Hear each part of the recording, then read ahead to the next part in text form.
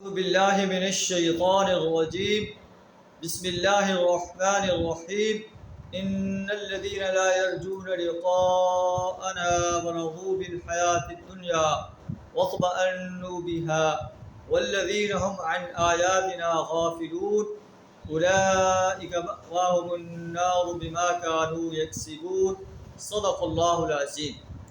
سورہ یونس آیت نمبر 7 اور 8 آپ کے سامنے تلاوت کی ہے.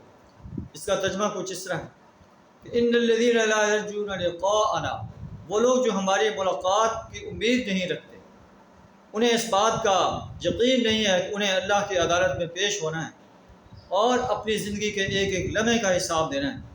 اس بات کا حساب دینا ہے کہ جوانی کیسے گزاری، فرصت کے لمحات کیسے گزارے، صحت کے لمحات کیسے گزارے، مال کیسے کمایا، کہاں خرچ کیا. جو ہماری ملاقات کا یقین نہیں رکھتے، ورغوا بالحیات الدنیا، دنیا کی زندگی پر راضی ہو گئے ہیں، واطمأنوا بها، اس پر مطمئن ہو گئے ہیں کہ ہم جو کچھ کر رہے ہیں بس یہی کچھ ہے، نہ ہم نے مرنے کے بعد دوبارہ زندہ ہونا ہے اور نہ اللہ کی عدالت میں پیش ہونا ہے.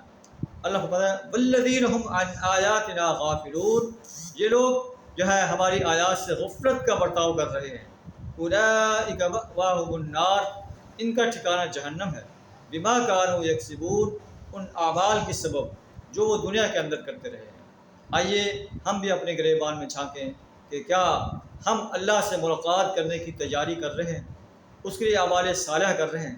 کہیں ایسا تو نہیں ہے کہ ہم دنیا کی زندگی پر مطمئن ہو گئے ہیں اور صبح سے لے کر شام تک دنیا کمانے میں غرق رہتے ہیں اور اللہ کے احکامات کی پرواہ نہیں کرتے، اللہ کے احکامات کو پامال کرتے ہوئے اپنی زندگی گزار رہے ہیں. تو پھر ہمارا انجام کیا ہوگا؟ اللہ سے ذات اللہ میں سچا مومن بننے کی توفیق عطا فرمائے. وآخر دعوانا ان الحمد للہ رب العالمین.